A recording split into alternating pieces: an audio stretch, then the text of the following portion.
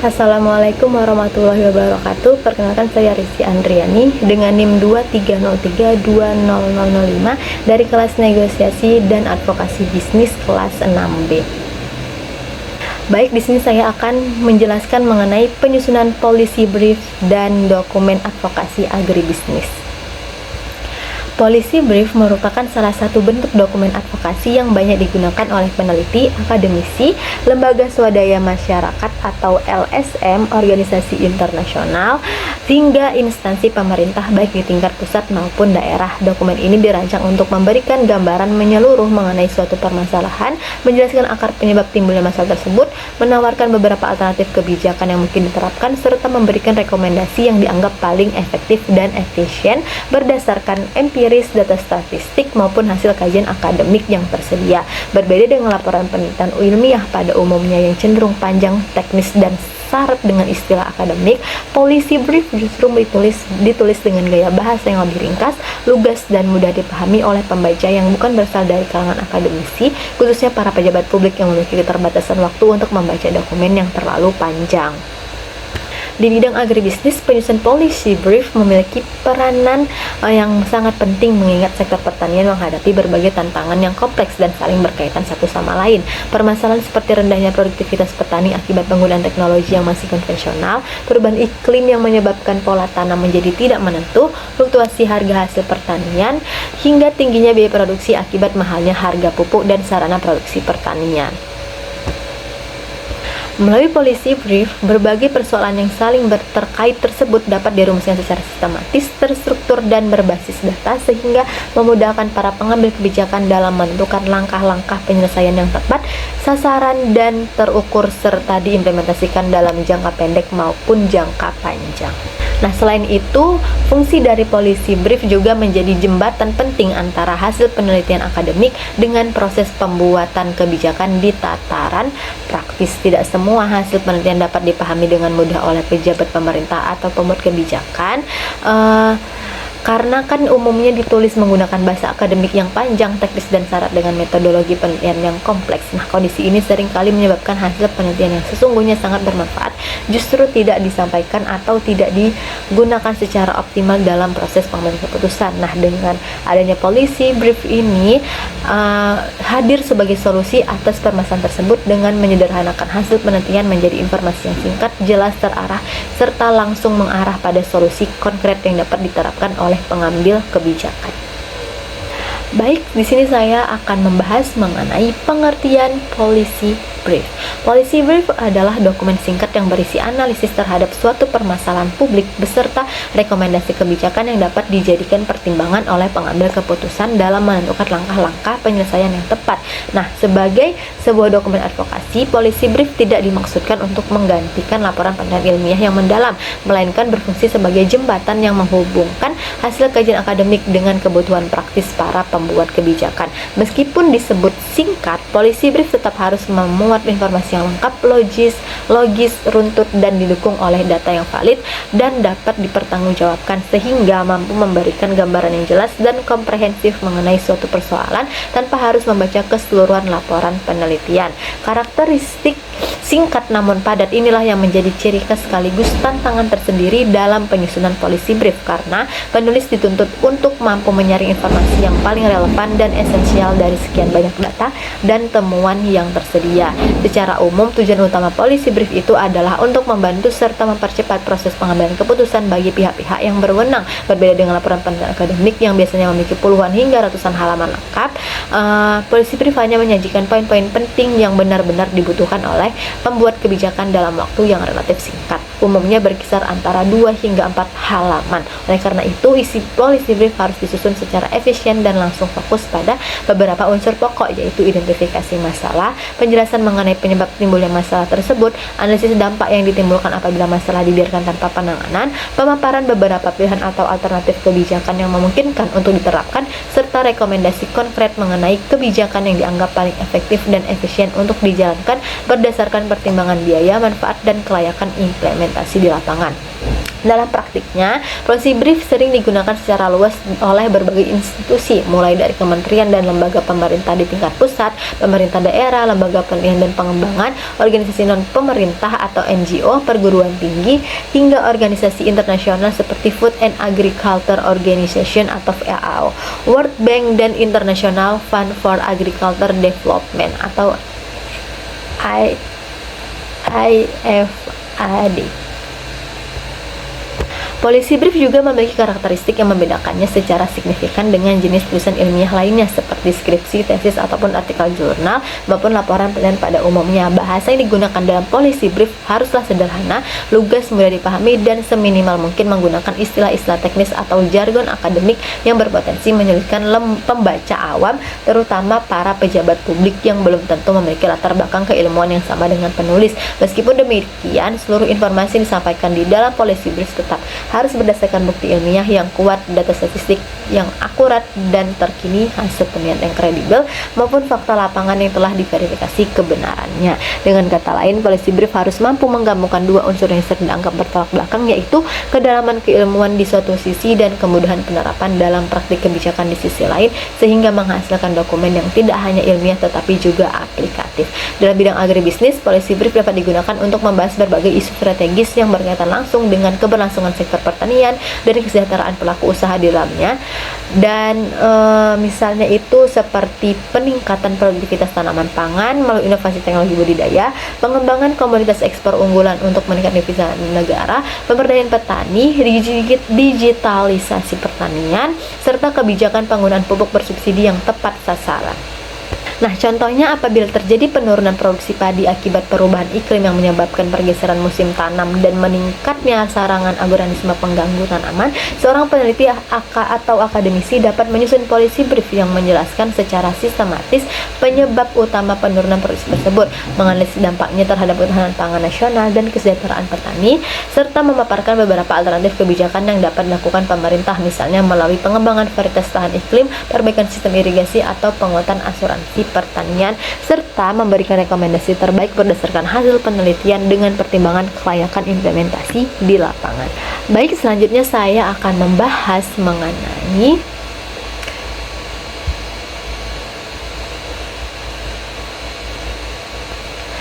selanjutnya saya akan membahas mengenai mengapa policy brief itu penting.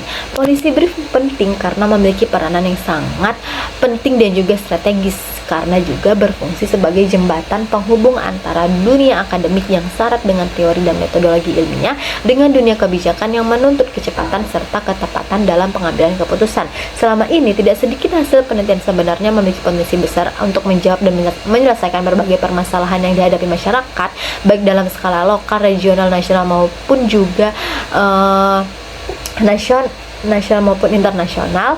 Namun pada kenyataannya potensi tersebut tidak termanfaatkan secara maksimal. Salah satu penyebab utamanya adalah cara penyajian hasil penelitian yang terlalu panjang, terlalu teknis, dan menggunakan bahasa akademik yang kompleks sehingga sulit dipahami secara cepat oleh para pengambil keputusan yang umumnya memiliki keterbatasan waktu. Disinilah policy brief hadir sebagai jawaban atas permasalahan tersebut, yaitu dengan menerjemahkan hasil penelitian yang kompleks ke dalam bentuk rekomendasi yang praktis, ringkas, dan mudah dipahami, sehingga informasi penting yang terkandung di dalamnya benar-benar dapat digunakan sebagai dasar pertimbangan dalam pengambilan kebijakan.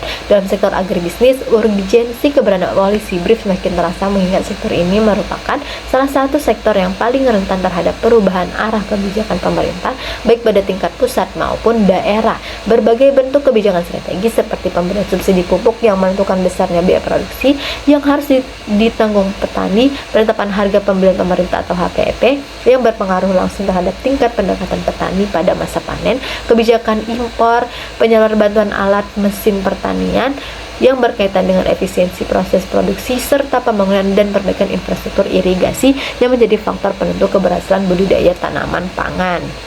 Nah, melihat betapa besarnya pengaruh kebijakan-kebijakan tersebut, maka setiap rumusan kebijakan yang akan diterapkan sudah seharusnya disusun berdasarkan data yang akurat, informasi yang mutakhir, serta hasil analisis yang komprehensif, bukan semata-mata berdasarkan pertimbangan politik jangka pendek yang berpotensi menimbulkan kerugian besar.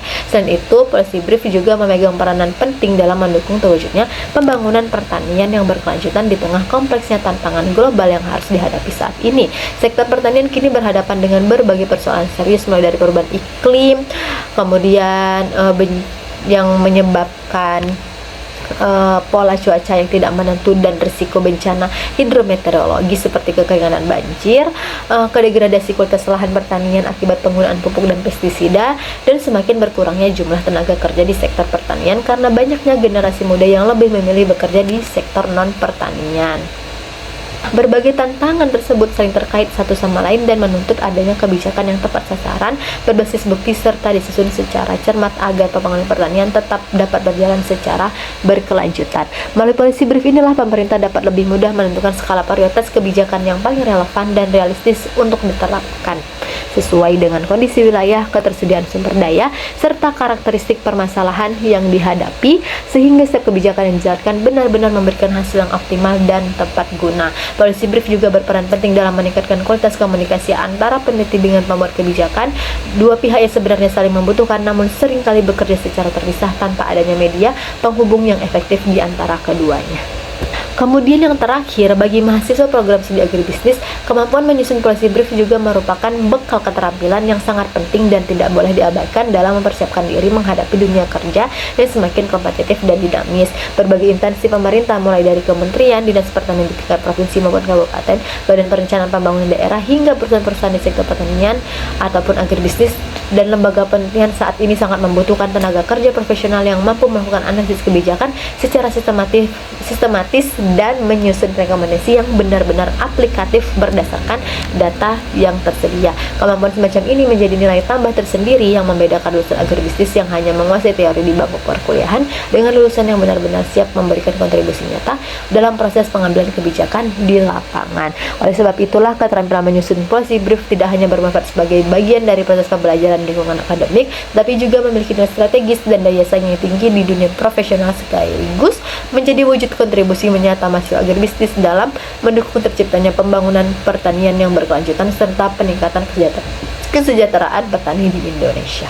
Selanjutnya saya akan membahas mengenai jenis-jenis dokumen advokasi. Sebelum menyusun policy brief, penting bagi kita atau seorang penulis untuk terlebih dahulu memahami bahwa dalam proses advokasi kebijakan terdapat berbagai jenis dokumen yang dapat digunakan, dan masing-masing dokumen tersebut memiliki karakteristik yang berbeda-beda satu sama lain. Setiap dokumen advokasi memiliki tujuan penulisan, sasaran pembaca, format penyajian, serta cara penyampaian informasi yang berbeda, sehingga tidak dapat digunakan secara sembarangan atau saling dipertukarkan tanpa mempertimbangkan konteks dan kebutuhan yang ada. Pemilihan jenis dokumen yang tepat akan sangat menentukan efektivitas penyampaian informasi kepada pembuat kebijakan maupun kepada masyarakat luas, karena dokumen tidak sesuai dengan kebutuhan pembaca berpotensi menyebabkan pesan yang ingin disampaikan tidak tersampaikan secara optimal, bahkan dapat diabaikan begitu saja. Oleh karena itulah, seorang penulis, peneliti maupun praktisi kebijakan harus mampu membedakan karakteristik masing-masing jenis dokumen advokasi agar informasi yang disampaikan benar-benar sesuai dengan kebutuhan, konteks, serta tingkat urgensi dari permasalahan yang sedang dibahas.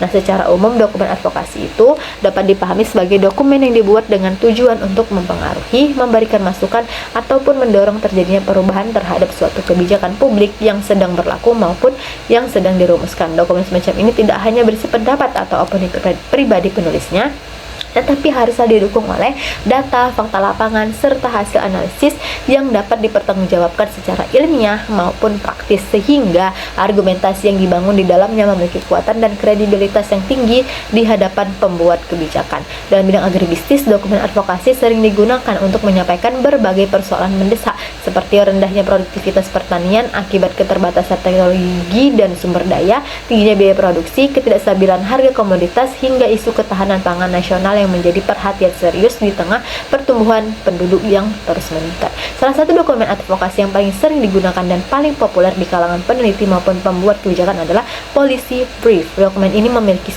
sifat yang singkat, padat, serta langsung mengarah pada inti permasalahan tanpa bertele-tele dalam penyampaiannya. Policy brief ditujukan secara khusus kepada pengambil kebijakan yang umumnya memiliki keterbatasan waktu dan harus menangani banyak persoalan sekaligus, sehingga informasi yang disampaikan haruslah disusun secara efisien tanpa mengurangi kualitas dan keadaan analis dan kedalaman analisis yang terkandung di dalamnya. Oleh karena itulah, policy brief biasanya hanya terdiri atas beberapa halaman saja, namun tetap memuat unsur-unsur penting seperti latar belakang masalah, analisis penyebab dan dampak, beberapa alternatif kebijakan yang dapat dipertimbangkan, serta rekomendasi yang jelas. Selain itu, policy brief terdapat pula jenis dokumen advokasi yang lain yang dikenal dengan policy paper. Berbeda dengan policy brief yang cenderung ringkas, policy paper memiliki pembahasan yang jauh lebih rinci, mendalam, dan komprehensif. Dokumen jenis ini biasanya digunakan ketika pembuat kebijakan suatu pemangku kepentingan membutuhkan penjelasan yang lebih lengkap dan menyeluruh mengenai suatu isu tertentu. Policy paper dapat mencapai puluhan halaman karena di dalamnya memuat kajian teori yang kuat, penjelasan metode penelitian yang digunakan, analisis data yang mendetail, pembahasan yang komprehensif atas berbagai aspek permasalahan, hingga rekomendasi kebijakan yang disusun secara terperinci serta berbagai skenario implementasi. Jenis dokumen advokasi lainnya juga yang penting untuk dipahami itu adalah policy memo. Policy memo biasanya digunakan sebagai media komunikasi internal dalam suatu organisasi, lembaga, atau instansi pemerintah dan tidak ditujukan untuk khalayak umum sebagaimana policy brief maupun policy paper. Dokumen ini berisi informasi yang sangat singkat mengenai suatu persoalan tertentu beserta saran tindak konkret yang perlu atau harus segera dilakukan oleh pihak-pihak terkait di dalam organisasi tersebut. Dibandingkan dengan policy brief, policy memo memiliki ruang lingkup yang jauh lebih sempit dan spesifik karena hanya ditujukan kepada pihak tertentu di dalam organisasi, misalnya dari staf teknis kepada pemimpin instansi, sehingga pembahasannya cenderung lebih langsung dan operasional. Selanjutnya itu terdapat pula jenis dokumen yang disebut position paper, yaitu dokumen yang berisi sikap atau posisi resmi suatu organisasi terhadap suatu isu kebijakan tertentu. Position paper biasanya dibuat oleh organisasi profesi, lembaga swadaya masyarakat, asosiasi petani, maupun kelompok kepentingan lainnya untuk menunjukkan dukungan, keberatan, atau penolakan terhadap suatu kebijakan yang sedang dirumuskan atau telah diterapkan oleh pemerintah. Dokumen ini tidak hanya menyampaikan pendapat atau sikap semata, tetapi juga harus didukung oleh argumentasi yang logis dan data yang kuat agar mampu meyakinkan pembuat kebijakan maupun publik luas mengenai posisi yang diambil oleh organisasi tersebut.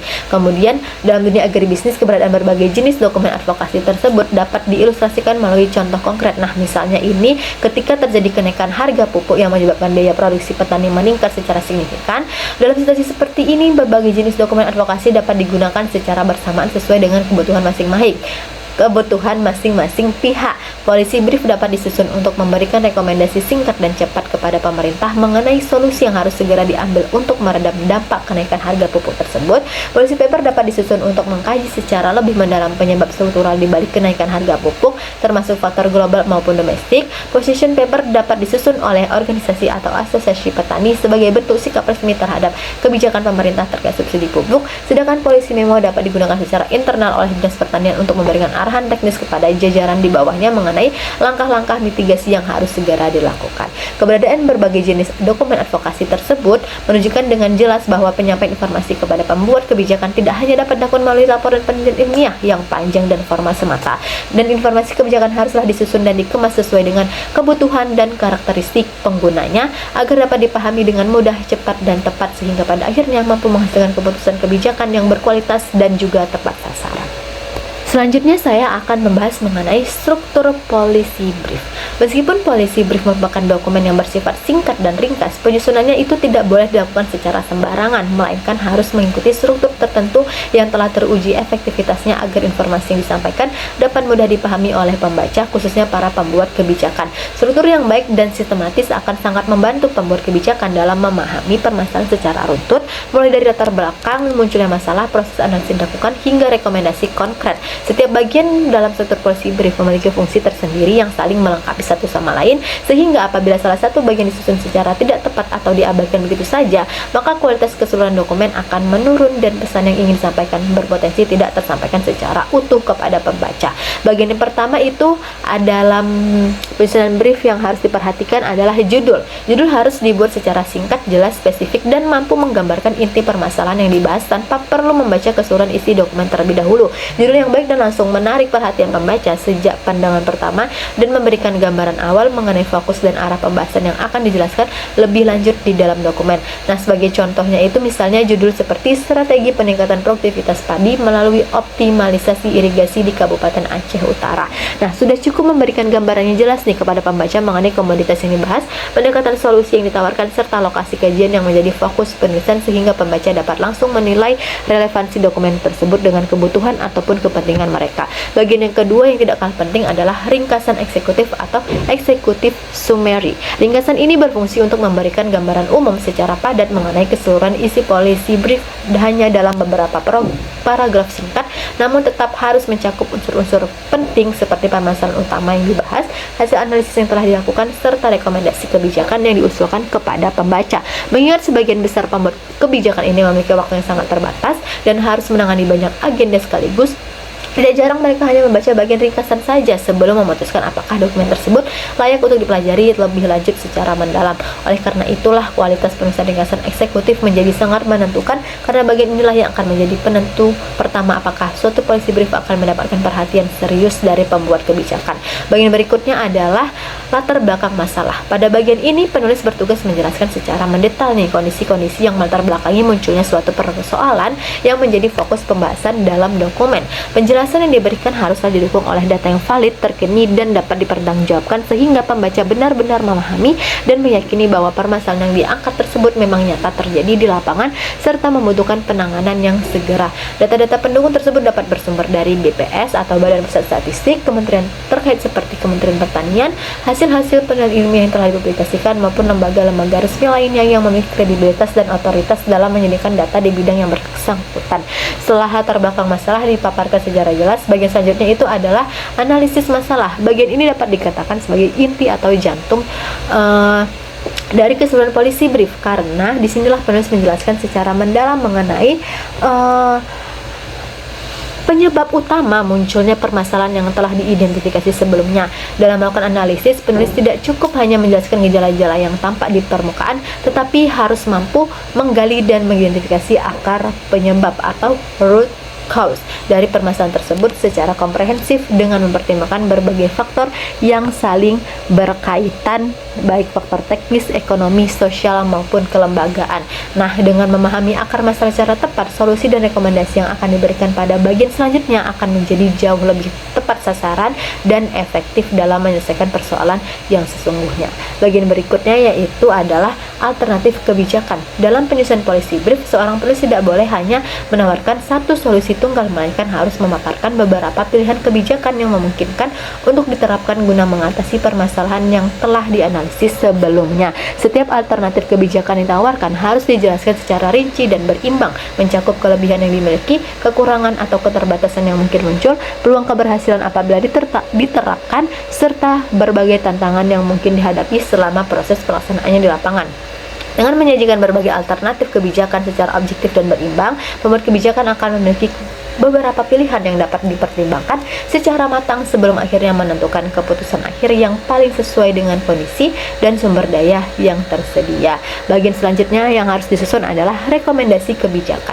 Berbeda dengan alternatif kebijakan yang bersifat memaparkan beberapa pilihan secara berimbang, rekomendasi kebijakan merupakan pilihan tunggal yang dianggap paling efektif, efisien, dan realistis untuk diterapkan berdasarkan hasil analisis yang telah dilakukan secara menyeluruh sebelumnya. Rekomendasi yang diberikan haruslah bersifat realistis, dapat dilaksanakan dalam kondisi nyata di lapangan, dan sesuai dengan kondisi karakteristik serta kondisi daerah yang menjadi objek kajian. Selain itu juga harus mempertimbangkan secara cermat sumber daya, baik sumber daya manusia, anggaran maupun infrastruktur yang tersedia, sehingga rekomendasi tersebut tidak hanya bagus secara konsep, tetapi juga benar-benar dapat diimplementasikan secara nyata oleh pemerintah atau pihak terkait. Bagian yang terakhir yang tidak boleh dilewatkan adalah daftar pustaka atau referensi. Meskipun policy brief bersifat ringkas dan padat seluruh data dan fakta maupun temuan penelitian yang digunakan di dalamnya tetap harus memiliki sumber yang jelas dan dapat ditelusuri agar seluruh informasi yang disampaikan itu dapat dipertanggungjawabkan secara ilmiah dan tidak menimbulkan keraguan di kalangan pembaca. Penggunaan referensi yang kredibel dan relevan juga akan meningkatkan tingkat kepercayaan serta kredibilitas dokumen secara keseluruhan, sehingga policy brief yang disusun akan lebih dipercaya dan dipertimbangkan secara serius oleh para pembuat kebijakan dalam proses pengambilan keputusan yang akan dibuat oleh mereka. Dengan mengikuti keseluruhan struktur yang telah dipaparkan di atas yang telah saya sebutkan tadi, dan diikuti secara konsisten dan cermat, mulai dari judul hingga daftar pustaka, sebuah policy brief akan menjadi dokumen yang sistematis, terstruktur dengan baik, mudah dipahami berbagai kalangan pembaca, serta mampu memberikan rekomendasi kebijakan yang berkualitas tinggi dan benar-benar dapat diandalkan oleh para pengambil keputusan dalam merumuskan kebijakan. Baik, selanjutnya saya akan menjelaskan mengenai menulis latar belakang masalah. Latar belakang merupakan bagian pembuka dari sebuah policy brief yang memiliki peran sangat strategis karena bagian inilah yang pertama kali dibaca dan dinilai oleh pembuat kebijakan sebelum mereka memutuskan untuk melanjutkan membaca bagian-bagian selanjutnya. Sebuah latar belakang yang disusun dengan asal-asalan akan membuat pembaca kehilangan minat sejak halaman pertama, sementara yang disusun secara cermat dan logis dan didukung data yang kuat mampu membangun kesan bahwa isu yang diangkat itu benar-benar penting dan mendesak. Oleh karena itu, penulis policy brief harus memahami bahwa latar belakang bukan sekadar pengantar formalitas, melainkan alat persuasi yang menentukan apakah pembaca akan terus membaca dokumen tersebut hingga tuntas. Latar belakang yang baik itu tidak hanya menjelaskan keberadaan suatu masalah, tetapi juga secara eksplisit menunjukkan besarnya dampak yang akan terjadi apabila masalah tersebut dibiarkan tanpa penanganan. Langkah pertama dalam menyusun latar belakang adalah mengidentifikasi isu utama yang akan diangkat secara jelas dan spesifik. Penulis harus mampu memilah antara isu yang benar-benar substantif dan isu yang hanya bersifat permukaan atau sementara.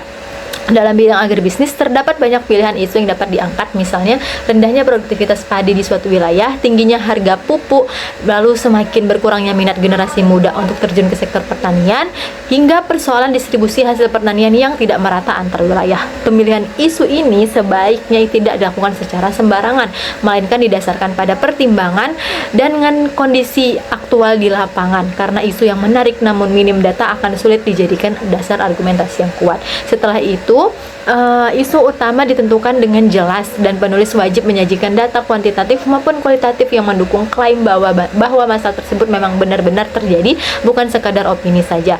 Nah, sebagai contoh, apabila isu yang diangkat adalah penurunan produktivitas padi, maka penulis perlu mencantumkan data produksi padi dari sumber-sumber resmi seperti BPS, Kementerian Pertanian, Dinas Pertanian, ataupun hasil penelitian ilmiah yang terbaru yang telah dipublikasikan. Data tersebut sebaiknya disajikan secara spesifik, misalnya dengan mencantumkan angka produksi pada beberapa tahun terakhir atau perbandingan antara target produksi dengan capaian aktual di lapangan. Kemudian penyajian data yang konkret dan terukur akan jauh lebih meyakinkan dibandingkan pernyataan umum seperti produksi padi semakin menurun tanpa disertai angka yang jelas, karena keputusan itu biasanya dibuat berdasarkan bukti empiris ketimbang narasi yang bersifat naratif semata. Nah, bagian berikutnya yang tidak kalah penting adalah penjelasan mengenai penyebab munculnya masalah tersebut. Penyebab suatu masalah dapat berasal dari faktor internal maupun eksternal. Dan contohnya misalnya penurunan produksi padi dapat disebabkan oleh berbagai faktor seperti perubahan iklim yang mengakibatkan pola tanam menjadi tidak menentu, serangan organisme pengganggu tanaman yang semakin intensif, ataupun penggunaan benih yang kurang unggul sehingga panen kurang optimal, hingga rendahnya tingkat adopsi teknologi pertanian. Semakin lengkap dan mendalam penulis menguraikan penyebab masalah, semakin kuat pula fondasi argumentasi yang dibangun untuk mendukung rekomendasi kebijakan yang akan disampaikan pada bagian selanjutnya. Nah, selain penyebab, latar belakang juga harus menguraikan secara jelas nih dampak yang akan timbul apabila masalah tersebut tidak segera ditangani oleh pemangku kebijakan. Dampak ini perlu disampaikan secara konkret dan jika memungkinkan disertai proyeksi atau estimasi angka agar kesan urgensinya semakin terasa. Nah, contohnya nih, apabila masalah penurunan produktivitas padi dibiarkan berlarut-larut, maka dampak yang mungkin timbul antara lain penurunan pendapatan petani secara signifikan, meningkatnya ketergantungan pada impor, dan naiknya harga bahan pokok yang berimbas pada daya beli masyarakat secara luas. Nah, dengan menjelaskan rangkaian dampak tersebut secara runtut, pembuat kebijakan akan lebih mudah memahami bahwa keterlambatan dalam mengambil tindakan bukan hanya berisiko bagi suatu kelompok masyarakat tertentu, melainkan dapat menimbulkan efek berantai yang meluas ke berbagai sektor kehidupan. Kemudian dari segi teknik penulisan, latar belakang yang baik itu harus disusun secara logis dengan mengikuti alur dan kondisi umum menuju kondisi khususnya yang menjadi fokus pembahasan. Sebuah teknik yang lazim disebut sebagai pendekatan deduktif. Penulis sebaiknya memulai dari gambaran besar mengenai pentingnya sektor atau isu yang dibahas secara umum, kemudian secara bertahap mempersempit pembahasan hingga sampai pada persoalan spesifik yang menjadi inti dari policy brief tersebut. Penyampaian informasi secara bertahap semacam ini akan sangat memudahkan pembaca dalam memahami keterkaitan logis antara kondisi umum, permasalahan spesifik, penyebab yang melatar belakangi, hingga urgensi penyelesaiannya, sehingga pembaca tidak merasa kebingungan atau kehilangan alur nih saat proses membaca dokumen. Nah, sebagai ilustrasi penerapan dalam konteks agribisnis, misalnya nih, ketika seorang penulis hendak membahas isu kelangkaan pupuk bersubsidi, maka latar belakang dapat dimulai dengan menjelaskan secara umum betapa pentingnya peran pupuk dalam menunjang produktivitas pertanian nasional. Setelah itu, dapat mulai mempersempit pembahasan dengan menguraikan kondisi distribusi pupuk bersubsidi yang selama ini belum merata di berbagai daerah. Selanjutnya, penulis dapat menjelaskan dampak nyata dari kelangkaan tersebut terhadap produksi pangan secara keseluruhan, dan akhirnya menutup latar belakang dengan penegasan mengenai alasan mengapa pemerintah perlu segera melakukan perbaikan menyeluruh terhadap sistem distribusi pupuk bersubsidi. Dan susunan penyajian seperti inilah yang pada akhirnya akan menghasilkan latar belakang yang kuat, logis, hingga mampu meyakinkan pembuat kebijakan. Baik, selanjutnya saya akan menjelaskan mengenai menyusun analisis masalah. Analisis masalah merupakan bagian yang paling penting dan paling menentukan kualitas keseluruhan dari sebuah policy brief, karena bagian inilah yang menjadi jembatan antara identifikasi persoalan yang telah disampaikan pada latar belakang dengan rekomendasi kebijakan yang akan diajukan pada bagian akhir dokumen. Apabila latar belakang berfungsi untuk menunjukkan bahwa suatu persoalan memang benar-benar terjadi dan penting untuk dibahas, maka analisis masalah ini memiliki tujuan yang lebih mendalam, yaitu mengidentifikasi secara cermat mengapa persoalan tersebut dapat terjadi hingga pada akhirnya menimbulkan dampak yang merugikan ke berbagai pihak. Kualitas analisis inilah yang pada akhirnya akan menentukan ketepatan rekomendasi kebijakan yang dihasilkan, sebab analisis yang dilakukan secara mendalam dan komprehensif akan menghasilkan rekomendasi yang benar-benar menyasar akar persoalan, sedangkan analisis yang dangkal ataupun terburu-buru akan menghasilkan kebijakan yang bersifat tambal dan tidak mampu menyelesaikan persoalan secara tuntas. Dalam penyusunan policy brief, penulis harus benar-benar disiplin nih untuk tidak berhenti hanya pada penjelasan gejala yang tampak di permukaan, karena gejala yang terlihat pada umumnya hanyalah manifestasi dari persoalan yang jauh lebih kompleks di baliknya. Penulis ini dituntut untuk mampu menggali akar penyebab dari suatu persoalan dengan memanfaatkan data, fakta lapangan maupun hasil-hasil penelitian yang relevan. Hal ini menjadi sangat penting mengingat pada kenyataannya suatu masalah itu jarang sekali muncul akibat satu faktor tunggal, melainkan lebih sering merupakan hasil interaksi dari berbagai faktor yang saling berkaitan. Oleh karena itulah proses analisis harus dilakukan secara menyeluruh dan tidak boleh terburu-buru, sehingga setiap faktor penyebab baik bersifat dominan maupun bersifat pendukung dapat dipahami secara utuh. Nah, contohnya apabila terjadi penurunan produktivitas padi di suatu daerah, maka penulis tidak boleh terburu-buru menyimpulkan bahwa penyebab tunggalnya adalah penggunaan pupuk yang kurang memadai, sebab kesimpulan terlalu sederhana semacam ini justru akan mereduksi kompleksitas persoalan yang sesungguhnya. Penurunan produktivitas padi pada kenyataan itu dapat dipengaruhi oleh berbagai faktor yang saling terkait, mulai dari kualitas benih yang tergolong rendah, perubahan iklim, dan juga serangan hama, kemudian kerusakan jaringan irigasi, keterbatasan modal usaha tani, kemudian rendahnya tingkat pendidikan formal petani, hingga minimnya frekuensi pendampingan dari penyuluh pertanian di lapangan. Nah, faktor tersebut perlu dianalisis secara bersamaan dan proporsional agar diperoleh gambaran yang benar-benar utuh mengenai kondisi real yang terjadi di lapangan. Selain mengidentifikasi berbagai faktor penyebab secara terpisah, analisis masalah yang baik juga harus mampu menjelaskan hubungan sebab akibat di antara faktor-faktor tersebut, karena kan pada praktiknya berbagai faktor tersebut tidak berdiri sendiri, melainkan membentuk suatu rangkaian yang saling mempengaruhi. Sebagai contohnya nih, perubahan iklim dapat menyebabkan musim tanam menjadi tidak menentu dan sulit diprediksi oleh petani. Nah, kondisi ketidakpastian musim tanam tersebut kemudian mengakibatkan meningkatnya intensitas serangan organisme pengganggu tanaman atau OPT yang sebelumnya dapat dikendalikan dengan pola tanam yang teratur. Dan serangan hama yang semakin tinggi tersebut selanjutnya menyebabkan hasil panen mengalami penurunan signifikan hingga menyebabkan pendapatan petani pun ikut menurun drastis. Pendapatan petani yang rendah ini pun pada gilirannya membuat mereka kesulitan untuk membeli benih unggul maupun pupuk berkualitas tinggi pada musim tanam yang berikutnya. Nah, rangkaian hubungan sebab akibat semacam inilah menunjukkan dengan jelas bahwa suatu masalah dalam bidang agribisnis tidak pernah berdiri sendiri. Lalu dalam proses penyusunan analisis ini, penulis sebaiknya tidak hanya mengandalkan data kuantitatif semata, melainkan juga perlu memperkaya analisis dengan data kualitatif seperti hasil wawancara mendalam dengan petani, hasil observasi langsung di lapangan, maupun akademisi yang memiliki kompetensi di bidang yang dibahas. Kombinasi antar data kuantitatif yang bersifat terukur dengan data kualitatif ini akan menghasilkan analisis yang jauh lebih kuat dan meyakinkan karena mampu menggambarkan kondisi yang terjadi secara nyata, tidak hanya bertumpu pada angka-angka statistik. Nah, kemudian dalam konteks bidang agribisnis, analisis masalah pada umumnya perlu mencakup berbagai aspek yang saling terkait, mulai dari aspek produksi, pemasaran, kelembagaan, pembiayaan, hingga aspek kebijakan pemerintah yang berlaku. Contohnya nih, apabila isu yang dibahas adalah rendahnya harga gabah di tingkat petani, maka penulis tidak boleh hanya menyimpulkan bahwa penyebabnya semata-mata karena tingginya volume produksi yang melebihi permintaan pasar. Persoalan tersebut pada kenyataannya juga dapat dipengaruhi oleh panjangnya rantai pemasaran yang melibatkan banyak perantara, sehingga margin keuntungan diterima petani menjadi sangatlah kecil. Kemudian hal yang tidak kalah penting untuk diperhatikan oleh penulis adalah keharusan untuk senantiasa menghindari penyampaian opini pribadi yang tidak didukung oleh bukti empiris yang memadai. Setiap argumen yang disampaikan dalam bagian analisis masalah haruslah memiliki dasar yang jelas dan dapat ditelusuri sumbernya, baik berupa data statistik resmi, hasil penelitian ilmiah maupun temuan lapangan yang telah diverifikasi. Pada akhirnya yang dihasilkan ini dapat bertanggungjawabkan secara ilmiah. Analisis yang disusun secara objektif dan berbasis bukti semacam ini akan secara signifikan meningkatkan kepercayaan bagi pembuat kebijakan. Baik, selanjutnya saya akan membahas mengenai menyusun alternatif kebijakan.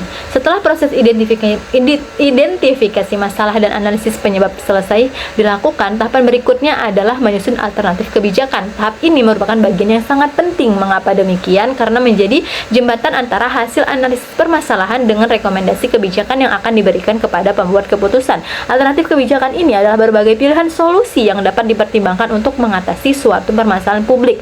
Dalam praktik pemerintahan, jarang ditemukan suatu kebijakan yang mampu menyelesaikan seluruh persoalan secara sempurna. Nah, setiap alternatif itu umumnya memiliki kelebihan, kelemahan, peluang maupun risiko yang berbeda-beda. Oleh karena itulah, penyusunan beberapa alternatif kebijakan memberikan kesempatan kepada pembuat kebijakan untuk memilih solusi yang paling sesuai dengan kondisi, kebutuhan, serta kemampuan daerah. Kemudian penyusunan alternatif kebijakan harus didasari pada hasil analisis yang telah dilakukan pada tahap sebelumnya. Artinya, setiap alternatif yang disusun harus memiliki hubungan yang jelas dengan akar permasalahan yang telah diidentifikasi. Penulis itu tidak boleh menawarkan solusi yang tidak relevan atau hanya didasarkan pada asumsi pribadi. Selain itu, alternatif kebijakan juga harus mempertimbangkan kondisi nyata yang dihadapi oleh masyarakat, termasuk karakteristik wilayah, potensi sumber daya alam, kapasitas kelembagaan, kondisi sosial ekonomi, serta kemampuan pemerintah dalam melaksanakan kebijakan tersebut. Nah, sebuah policy brief yang baik tidak hanya menawarkan solusi yang terdengar ideal, tetapi juga menunjukkan bahwa solusi tersebut memiliki peluang besar untuk diimplementasikan sesuai dengan kondisi di lapangan. Sebagai contoh nih, apabila hasil analisis menunjukkan bahwa penyebab utama rendahnya produktivitas padi di suatu daerah adalah keterbatasan sistem irigasi, maka terdapat beberapa alternatif kebijakan yang dapat diajukan kepada pembuat keputusan. Beberapa alternatif kebijakan itu antara lain pembangunan jaringan irigasi, rehabilitasi jaringan irigasi yang telah mengalami kerusakan, penerapan teknologi irigasi hemat air, serta pemberian bantuan pompa air kepada kelompok tani. Nah, keempat alternatif tersebut memiliki tujuan yang sama, yaitu meningkatkan ketersediaan air bagi lahan pertanian. Oleh karena itu, seluruh alternatif perlu dijelaskan secara objektif agar pembuat kebijakan itu dapat membandingkan setiap pilihan sebelum menentukan kebijakan yang paling tepat. Dalam proses penyusunan alternatif kebijakan, penulis tidak hanya menilai efektivitas suatu solusi dalam menyelesaikan masalah, tetapi juga harus mempertimbangkan dampak yang mungkin ditimbulkan terhadap berbagai aspek kehidupan masyarakat. Dari sisi ekonomi, penulis perlu memperhatikan apakah kebijakan mampu meningkatkan pendapatan masyarakat, menciptakan lapangan kerja, ataupun meningkatkan efisiensi penggunaan sumber daya. Kemudian dari sisi sosial, perlu dianalisis apakah kebijakan memberikan manfaat nih yang merata bagi seluruh kelompok masyarakat. Kemudian dari aspek lingkungan, harus memastikan bahwa kebijakan yang diusulkan tidak menyebabkan kerusakan ekosistem, pencemaran air maupun eksploitasi sumber daya. Kemudian untuk dari aspek kelembagaan perlu dipertimbangkan apakah organisasi atau instansi yang bertanggung jawab memiliki kapasitas yang memadai untuk melaksanakan kebijakan tersebut. Selain mempertimbangkan berbagai dampak tersebut, penyusunan alternatif kebijakan juga harus mengacu pada prinsip pembangunan berkelanjutan atau sustainable development. Prinsip ini menekankan bahwa setiap kebijakan tidak hanya bertujuan menyelesaikan masalah saat ini, tetapi juga harus mampu menjaga keberlangsungan sumber daya bagi generasi yang akan datang. Dalam sektor agribisnis, prinsip pembangunan berkelanjutan memiliki arti yang sangat penting karena keberhasilan pembangunan pertanian itu sangat bergantung pada ketersediaan lahan yang produktif. Oleh sebab itulah, alternatif kebijakan yang dipilih sebaiknya mampu meningkatkan produksi pertanian tanpa mengorbankan kualitas lingkungan. Contohnya nih, penggunaan teknologi irigasi hemat air tidak hanya membantu meningkatkan produktivitas tanaman, tetapi juga mendukung konservasi air sehingga pemanfaatan sumber daya alam menjadi lebih efisien dan berkelanjutan. Dalam praktik penyusunan policy brief, penulis sering menggunakan berbagai kriteria untuk membandingkan alternatif kebijakan yang telah disusun. Kriteria tersebut antara tingkat efektivitas dalam menyelesaikan masalah, efisiensi penggunaan anggaran, kemudahan implementasi, dampak terhadap masyarakat, manfaat jangka panjang, tingkat resiko, serta keberlanjutan program. Baik, selanjutnya saya akan menjelaskan mengenai menulis rekomendasi kebijakan. Rekomendasi kebijakan merupakan bagian penutup dalam sebuah policy brief, namun memiliki posisi yang sangat penting karena menjadi inti dari keseluruhan analisis yang telah disusun. Pada bagian inilah pembuat kebijakan akan memusatkan perhatian untuk mengetahui solusi yang ditawarkan terhadap suatu permasalahan publik. Seluruh pembahasan yang terdapat pada bagian latar belakang, identifikasi masalah, analisis penyebab, hingga evaluasi berbagai alternatif kebijakan pada akhirnya akan bermuara pada rekomendasi yang diberikan oleh penulis. Oleh sebab itulah, kualitas rekomendasi akan sangat menentukan apakah sebuah policy brief mampu memberikan pengaruh terhadap proses pengambilan keputusan atau tidak. Rekomendasi yang disusun secara sistematis, logis, berbasis data, serta mudah dipahami akan lebih mudah diterima oleh para pengambil kebijakan dibandingkan rekomendasi yang hanya bersifat umum dan tidak didukung oleh hasil analisis yang kuat. Nah, dengan kata lain ini, rekomendasi kebijakan bukan sekedar penutup tulisan, melainkan merupakan hasil akhir dari proses berpikir ilmiah yang bertujuan menghasilkan solusi terbaik bagi penyelesaian suatu persoalan. Rekomendasi kebijakan ini adalah usulan tindakan nyata yang dapat dilakukan oleh pemerintah atau pihak yang berwenang untuk mengatasi suatu masalah.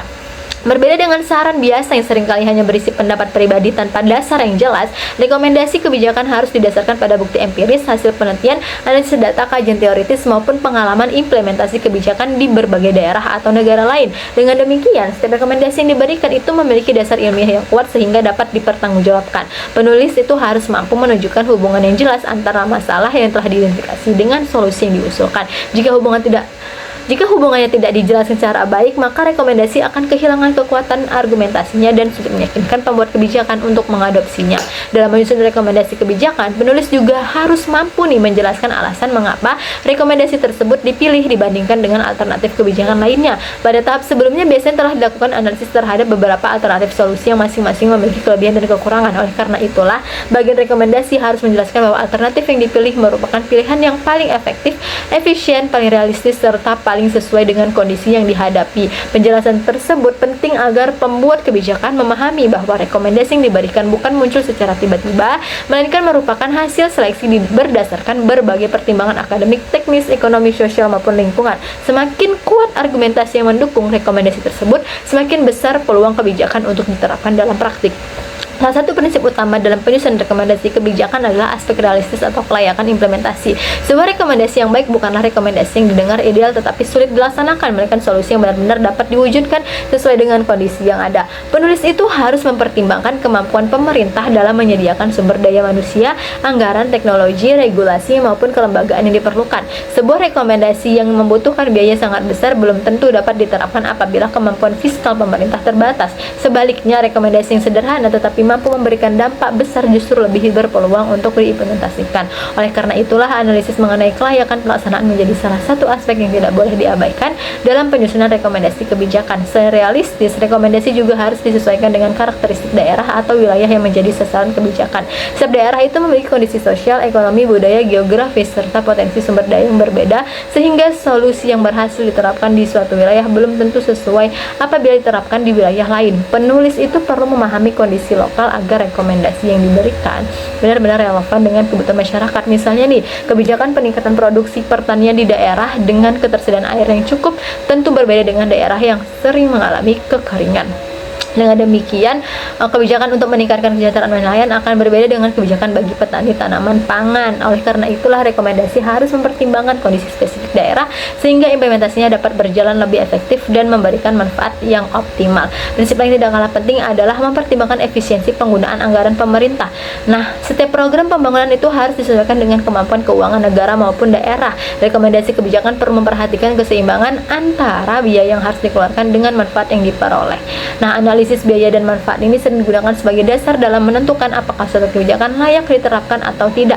Apabila manfaat ekonomi, sosial maupun lingkungan yang dihasilkan jauh lebih besar dibandingkan biaya implementasinya, maka rekomendasi tersebut dapat dikatakan layak untuk dijalankan. Sebaliknya, apabila biaya yang diperlukan terlalu besar sementara manfaat yang dihasilkan relatif kecil, maka diperlukan peninjauan kembali terhadap alternatif kebijakan yang dipilih. Contohnya, apabila hasil analisis menunjukkan bahwa rendahnya produktivitas padi di suatu daerah disebabkan oleh kerusakan jaringan irigasi, maka rekomendasi yang dapat diberikan bukan hanya memperbaiki saluran irigasi secara umum, tetapi lebih rinci dengan menetapkan bahwa pemerintah daerah perlu memprioritaskan rehabilitasi jaringan irigasi pada sentra produksi padi melalui alokasi anggaran pendapatan dan belanja daerah atau APBD, serta mengoptimalkan dukungan pendanaan dari pemerintah pusat. Selain itu, pemerintah juga perlu memperkuat kelembagaan perkumpulan petani pemakai air, meningkatkan pelatihan pengelolaan irigasi, serta melakukan pemeliharaan rutin agar kerusakan serupa tidak kembali terjadi. Dengan demikian, rekomendasi yang disusun tidak hanya menawarkan solusi jangka pendek, tetapi juga menciptakan sistem pengelolaan yang berkelanjutan. Rekomendasi kebijakan yang baik juga harus menjelaskan secara jelas pihak-pihak yang bertanggung jawab dalam pelaksanaannya. Pembagian tugas ini penting agar implementasi kebijakan berjalan secara terkoordinasi dan tidak menimbulkan tumpang tindih kewenangan. Pemerintah provinsi berperan dalam koordinasi lintas kabupaten atau kota, sedangkan pemerintah kabupaten atau kota bertanggung jawab terhadap pelaksanaan kegiatan di lapangan sesuai dengan kebutuhan masyarakat setempat. Di sisi lain, penyuluh pertanian memiliki peran sebagai pendamping teknis bagi petani. Perguruan tinggi berkontribusi melalui penelitian dan inovasi teknologi, sementara kelompok tani menjadikan pelaksana. Kelompok tani itu menjadi pelaksana utama dalam penerapan berbagai program di tingkat lapangan. Kolaborasi seluruh pemangku kepentingan tersebut akan meningkatkan efektivitas pelaksanaan kebijakan sehingga tujuan pembangunan dapat tercapai secara optimal.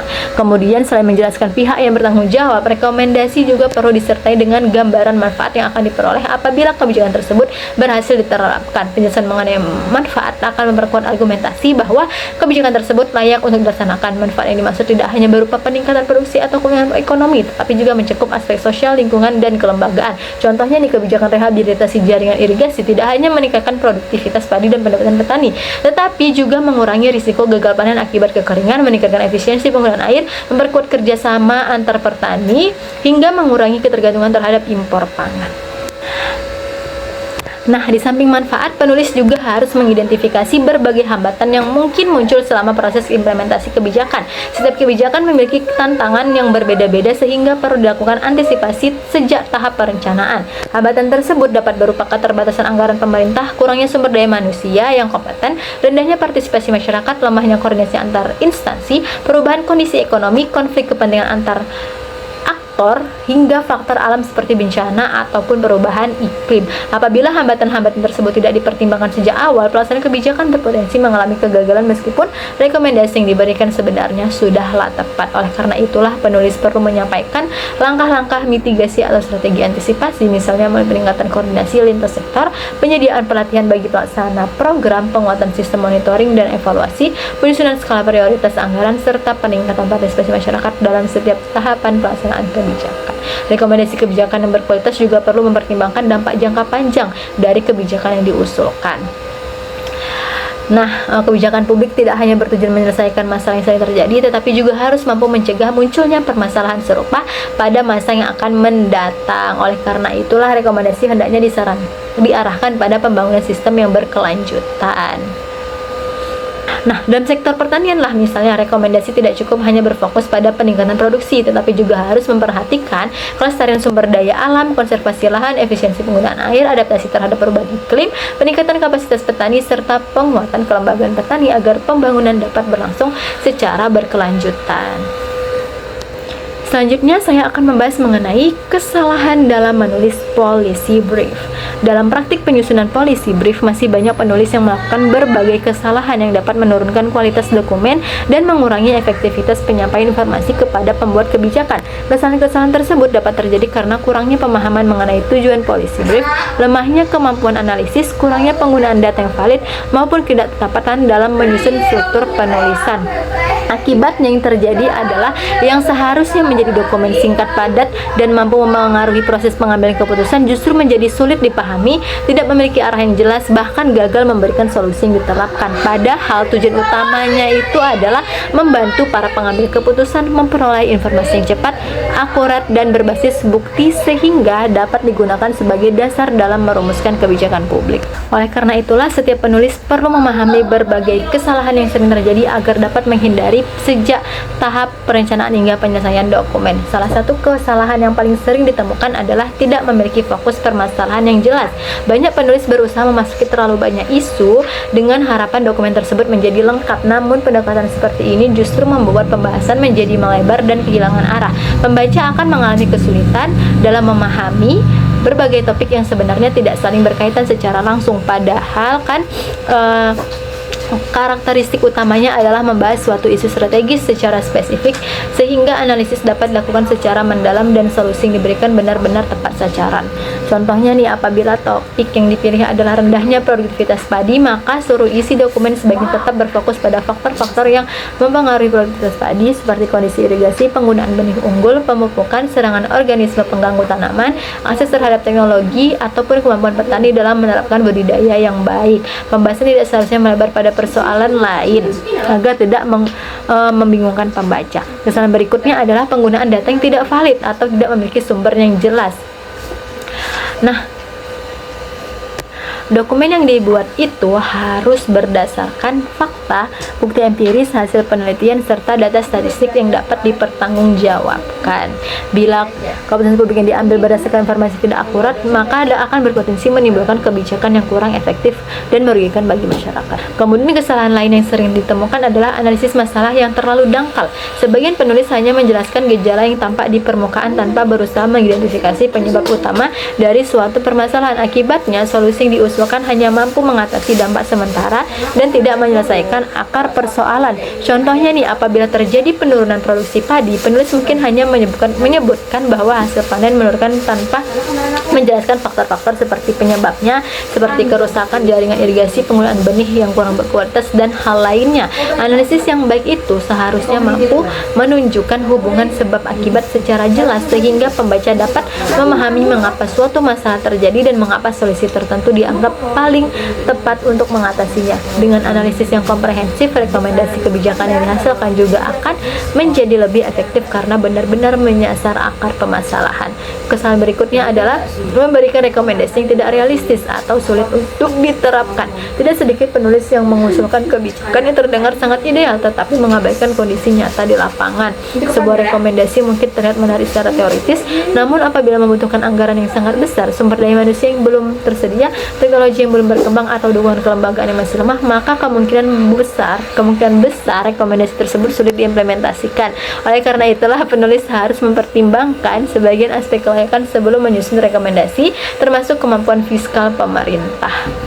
Kemudian juga mengenai kondisi sosial masyarakat, kesiapan infrastruktur, serta kapasitas lembaga pelaksananya.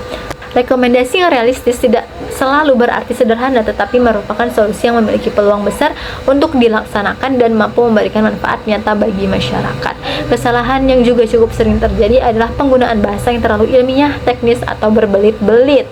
Nah, banyak penulis beranggapan bahwa penggunaan istilah akademik yang rumit akan membuat tulisannya terlihat lebih berkualitas. Padahal sasaran utama policy brief bukan hanya kalangan akademisi, melainkan juga para pembuat kebijakan yang membutuhkan informasi secara cepat, ringkas, dan mudah dipahami.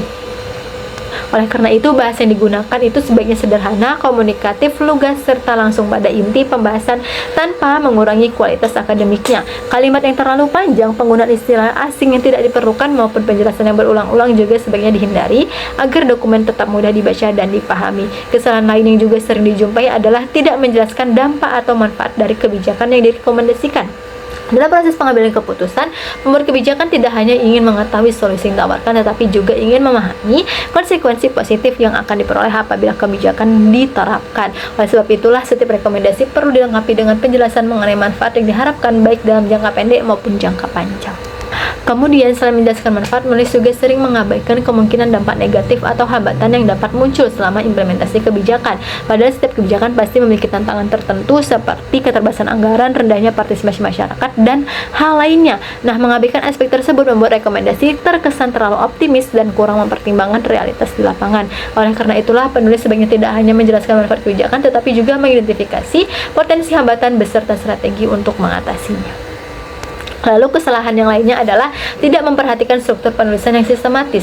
Nah, sebuah policy brief itu harus memiliki alur pembahasan yang teruntut sehingga pembaca dapat mengikuti proses berpikir penulis dengan mudah. Namun dalam praktiknya masih terdapatlah penulis yang langsung memberikan rekomendasi tanpa menjelaskan latar belakang, identifikasi masalah maupun hasil analisis terlebih dahulu. Ada pula yang menyusun pembahasan secara acak sehingga hubungan antar bagian menjadi tidaklah jelas. Oleh karena itu, penulis harus Oleh karena itu, penulisan policy brief harus mengikuti struktur yang sistematis dimulai dari identifikasi masalah, penyajian data pendukung, analisis penyebab, pembahasan alternatif kebijakan, hingga rekomendasi yang dipilih. Lalu kesalahan lainnya yang kurang memperhatikan kualitas penyajian dokumen. Nah, meskipun substansi yang disampaikan sudah baik, tampilan dokumen yang kurang rapi dapat mengurangi minat pembaca untuk mempelajari. Penggunaan tabel, grafik, gambar, maupun infografis yang tidak jelas atau tidak relevan justru dapat membingungkan pembaca. Selain itu, kesalahan pengetikan, tata bahasa, ejaan, format citasi, hingga inkonsistensi dalam penggunaan istilah juga sering ditemukan dalam berbagai policy brief. Kesalahan tersebut dapat menurunkan kredibilitas penulis serta memberikan kesan bahwa dokumen disusun secara kurang teliti. Lalu kesalahan yang terakhir itu adalah menyusun policy brief tanpa mempertimbangkan kebutuhan pembaca. Banyak penulis terlalu berfokus pada penyampaian informasi sebanyak mungkin, tetapi kurang memperhatikan informasi apa yang sebenarnya dibutuhkan oleh pengambil kebijakan. Akibatnya dokumen menjadi terlalu panjang, dipunyai uraian teoritis, dan kehilangan karakter utama policy brief sebagai dokumen yang ringkas dan berorientasi pada solusi. Penulis harusnya menempatkan diri sebagai pembaca dengan mempertimbangkan informasi apa yang paling penting, bagaimana cara menyampaikan secara efektif, serta bagaimana membuat rekomendasi yang dapat segera dipahami dan ditindaklanjuti. Baik, selanjutnya saya akan menjelaskan contoh sederhana policy brief di bidang agribisnis. Salah satu cara terbaik untuk memahami penyusunan policy brief adalah dengan mempelajari contoh penerapannya pada suatu permasalahan nyata. Contoh yang sederhana akan membantu pembaca memahami bagaimana setiap komponen dalam policy brief, mulai dari identifikasi masalah hingga ke pemberian rekomendasi. Lalu, meskipun contoh yang disajikan bersifat sederhana, struktur dan alur berpikirnya tetap mengikuti kaidah penyusunan policy brief yang baik sehingga dapat dijadikan sebagai acuan dalam menyusun dokumen kebijakan pada berbagai bidang, khususnya sektor agribisnis. Dalam praktiknya, penyusunan policy brief harus selalu didasarkan pada data, fakta lapangan, dan analisis objektif agar rekomendasi yang dihasilkan benar-benar mampu menjawab permasalahan yang dihadapi. Contohnya, contoh sederhana mengenai policy brief itu adalah mengenai upaya peningkatan produktivitas padi di Kabupaten Aceh Utara. Untuk judulnya itu dapat meningkatkan produktivitas padi melalui perbaikan sistem irigasi di Kabupaten Aceh Utara. Produktivitas padi merupakan salah satu indikator penting dalam pembangunan sektor pertanian karena berhubungan langsung dengan ketahanan pangan, kesejahteraan petani, dan stabilitas ekonomi. Kabupaten Aceh Utara dikenal sebagai salah satu daerah penghasil padi di Provinsi Aceh yang memiliki potensi sumber daya lahan yang cukup luas dan didukung oleh masyarakat sebagian besar bermata pencarian sebagai petani. Namun dalam beberapa tahun terakhir, produktivitas padi di sejumlah wilayah mengalami penurunan sehingga berdampak pada penurunan hasil produk pertanian. Kondisi tersebut tidak hanya mempengaruhi pendapatan petani, tetapi juga berpotensi mengganggu ketersediaan pangan daerah apabila tidak segera ditangani melalui kebijakan yang tepat. Oleh karena itu, diperlukan suatu langkah strategis yang mampu mengatasi penyebab utama rendahnya produktivitas padi secara efektif dan berkelanjutan. Hasil identifikasi di lapangan menunjukkan bahwa salah satu penyebab utama menurunnya produktivitas padi adalah kerusakan jaringan irigasi yang mengakibatkan distribusi air ke lahan pertanian menjadi tidak merata. Sebagian saluran irigasi mengalami pendangkalan, keretakan maupun kerusakan akibat kurangnya pemeliharaan dan usia infrastruktur yang sudah cukup lama. Akibatnya pada musim kemarau banyak lahan sawah mengalami kekurangan air sehingga pertumbuhan tanaman menjadi kurang optimal. Bahkan sebagian petani terpaksa menunda musim tanam karena tidak tersedia pasokan air yang memadai. Sebaliknya pada musim hujan beberapa lahan justru mengalami genangan akibat buruknya sistem drainase dan tidak berfungsinya saluran pembuangan air. Kondisi tersebut menyebabkan resiko gagal panen semakin tinggi serta menurunkan produktivitas usaha tani padi. Dan masalah irigasi, terdapat beberapa faktor lain yang turut mempengaruhi rendahnya produktivitas padi di Kabupaten Aceh Utara. Perubahan iklim menyebabkan pola curah hujan menjadi tidak menentu sehingga menyulitkan petani dalam menentukan jadwal tanam. Keterbatasan akses terhadap benih unggul, pupuk bersubsidi, serta teknologi budidaya modern juga masih menjadi kendala yang dihadapi sebagian petani. Di samping itu, kemampuan kelompok tani dalam mengelola sistem irigasi secara bersama-sama masih relatif rendah. Koordinasi antar petani dalam pembagian air seringkali belum berjalan dengan baik sehingga terjadi ketimpangan distribusi air antar petak sawah. Berbagai masalah tersebut saling berkaitan dan memberikan dampak negatif terhadap produktivitas padi serta pendapatan petani. Berdasarkan hasil analisis terhadap kondisi tersebut, terdapat beberapa alternatif kebijakan yang dapat dipertimbangkan oleh pemerintah daerah. Alternatif pertama adalah melakukan rehabilitasi jaringan irigasi yang mengalami kerusakan agar distribusi air kembali berjalan secara optimal. Alternatif kedua adalah membangun embung desa sebagai sumber cadangan air pada musim kemarau sehingga ketersediaan air dapat terjaga sepanjang tahun. Alternatif ketiga adalah memberikan bantuan pompa air kepada kelompok tani yang berada di wilayah dengan keterbatasan air. Alternatif keempat adalah meningkatkan kapasitas petani melalui pelatihan mengenai pengelolaan irigasi, konservasi air, serta penerapan teknologi budidaya padi yang lebih efisien. Masing-masing alternatif memiliki kelebihan dan keterbatasan yang hingga perlu dengan analisis berdasarkan efektivitas, efisiensi biaya, kemudian pelaksanaan serta manfaat jangka panjang dihasilkan. Hasil analisis menunjukkan bahwa rehabilitasi jaringan irigasi merupakan alternatif kebijakan yang paling efektif untuk mengatasi permasalahan tersebut. Perbaikan saluran irigasi akan meningkatkan kelancaran distribusi air sehingga kebutuhan air tanaman dapat terpenuhi secara lebih merata. Dengan sistem irigasi yang berfungsi dengan baik, risiko kekeringan padi musim kemarau maupun genangan pada musim hujan dapat dikurangi secara signifikan. Selain meningkatkan produktivitas padi, rehabilitasi irigasi juga memberikan manfaat jangka panjang karena infrastruktur yang telah diperbaiki dapat dimanfaatkan oleh petani selama bertahun-tahun. Dibandingkan dengan pemberian bantuan pompa air yang bersifat sementara, rehabilitasi jaringan irigasi dinilai lebih efisien serta mampu memberikan dampak yang lebih luas terhadap peningkatan produksi pertanian. Agar kebijakan tersebut dapat berjalan secara optimal, rehabilitasi jaringan irigasi perlu didukung oleh penguatan kelembagaan petani, khususnya Perkumpulan Petani Pemakai Air atau P3A atau kelompok tani yang bertanggung jawab dalam pengelolaan sistem irigasi. Pemerintah daerah melalui dinas terkait perlu memberikan pelatihan mengenai tata kelola irigasi, pembagian air secara adil, pemeliharaan saluran secara berkala, serta penyelesaian konflik yang mungkin muncul dalam proses distribusi air. Selain itu diperlukan juga koordinasi yang baik antara pemerintah daerah, pemerintah desa, penyuluh pertanian, dan kelompok tani agar pelaksanaan program dapat berlangsung secara efektif. Pengawasan dan evaluasi secara berkala juga perlu dilakukan untuk memastikan bahwa jaringan irigasi yang telah diperbaiki tetap berfungsi dengan baik dan dimanfaatkan secara optimal oleh masyarakat. Selanjutnya saya akan membahas simulasi penyusunan policy brief. Penyusunan policy brief merupakan suatu proses yang memerlukan tahapan kerja yang sistematis agar dokumen yang dihasilkan memiliki kualitas yang baik, mudah dipahami, dan mampu memberikan rekomendasi kebijakan yang dapat diterapkan. Sebuah policy brief yang disusun tanpa mengikuti tahapan yang jelas seringkali menghasilkan analisis yang kurang mendalam, rekomendasi yang tidak tepat sasaran, bahkan sulit digunakan sebagai bahan pertimbangan dalam proses pengambilan keputusan. Tahap pertama adalah penyusunan mengidentifikasi masalah. Tahapan ini merupakan langkah awal sekaligus fondasi utama karena akan menentukan arah pembahasan pada seluruh bagian dokumen. Penulis itu harus mampu memilih satu isu yang benar-benar penting dan aktual, memiliki dampak luas terhadap masyarakat, dan membutuhkan perhatian dari pembuat kebijakan. Lalu tahap yang kedua adalah mengumpulkan data dan informasi yang berkaitan dengan permasalahan yang telah dipilih. Data merupakan dasar utama dalam penyusunan policy brief karena seluruh analisis dan rekomendasi harus didukung oleh bukti yang dapat dipertanggungjawabkan. Pengumpulan data dapat dilakukan melalui berbagai metode seperti observasi langsung di lapangan, wawancara dengan petani, penyuluh pertanian, kelompok tani, pelaku usaha agribisnis, maupun instansi pemerintah yang terkait. Penulis juga dapat memanfaatkan data sekunder berasal dari BPS, Kementerian Pertanian, dan hal lainnya. Tahap yang ketiga adalah menganalisis penyebab masalah. Setelah seluruh data terkumpul, penulis perlu melakukan analisis secara mendalam untuk mengetahui akar penyebab dari masalah yang sedang dibahas. Lalu tahap yang keempat adalah menyusun alternatif kebijakan. Nah, setelah akar penyebab masalah berhasil diidentifikasi, penulis perlu merumuskan beberapa pilihan solusi yang memungkinkan untuk diterapkan oleh pemerintah atau pihak terkait. Lalu tahap yang kelima adalah menentukan rekomendasi kebijakan. Setelah seluruh alternatif dibandingkan, penulis memilih solusi yang dianggap paling efektif dan realistis berdasarkan hasil analisis yang telah dilakukan. Tahap yang keenam atau yang terakhir adalah melakukan penyuntingan dan evaluasi dokumen. Nah, setelah seluruh isi selesai disusun, penulis perlu melakukan pemeriksaan secara menyeluruh untuk memastikan bahwa dokumen telah memenuhi standar penulisan yang baik.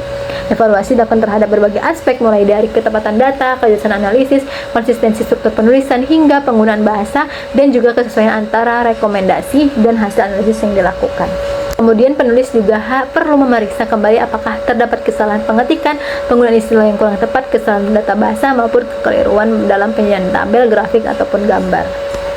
Secara keseluruhan, simulasi penyusunan policy brief menunjukkan bahwa setiap tahapan memiliki peranan yang berkaitan dan tidak dapat dipisahkan.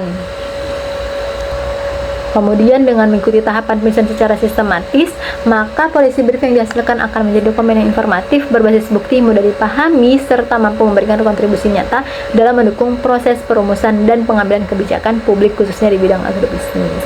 Untuk kesimpulannya, policy brief merupakan salah satu bentuk dokumen advokasi yang memiliki peranan penting dalam proses pengambilan keputusan. Meskipun disusun dalam bentuk yang ringkas, policy brief harus mampu menyajikan informasi yang lengkap berdasarkan data yang valid serta menghasilkan rekomendasi kebijakan yang dapat diterapkan oleh keseluruhan pihak secara nyata. Oleh karena itulah penyusunannya memerlukan kemampuan analisis, pemahaman terhadap permasalahan, serta keterampilan dalam menyampaikan informasi secara efektif. Dalam bidang agribisnis, policy brief menjadi instrumen yang sangat penting karena sektor pertanian menghadapi berbagai tantangan. Contohnya itu ketidakstabilan harga komoditas, rendahnya produktivitas, keterbatasan sarana produksi, dan hal lainnya. Berbagai pesan tersebut menentukan kebijakan yang tepat agar pembangunan pertanian dapat berjalan secara berkelanjutan dan mampu meningkatkan kesejahteraan masyarakat. Melalui penyusunan policy brief yang baik, hasil penelitian tidak hanya menjadi dokumen akademik yang tersimpan di perpustakaan, tetapi dapat dimanfaatkan sebagai dasar dalam penyusunan kebijakan publik. Dengan demikian, penelitian memiliki manfaat yang lebih luas karena mampu memberikan kontribusi nyata terhadap pembangunan daerah maupun nasional. Sebagai mahasiswa agribisnis, kemampuan menyusun policy brief merupakan kompetensi yang sangatlah penting karena akan membantu mahasiswa dalam menghubungkan teori yang diperoleh selama perkuliahan dengan permasalahan nyata yang dihadapi masyarakat. Dan pada akhirnya, policy brief bukan sekadar dokumen singkat, melainkan media komunikasi ilmiah yang menghubungkan peneliti maksudnya menghubungkan peneliti dengan pembuat kebijakan. Semakin baik kualitas policy brief yang disusun, semakin besar pula peluang rekomendasi tersebut yang diterapkan untuk menyelesaikan berbagai persoalan di masyarakat. Oleh karena itulah, setiap mahasiswa maupun peneliti perlu terus mengembangkan kemampuan dalam menyusun policy brief agar hasil kajian ilmiah benar-benar memberikan manfaat bagi pembangunan agribisnis dan kesejahteraan masyarakat. Baik, sekian dari saya. Jika terdapat kesalahan dan kekurangan, saya mohon maaf. Wassalamualaikum warahmatullahi wabarakatuh.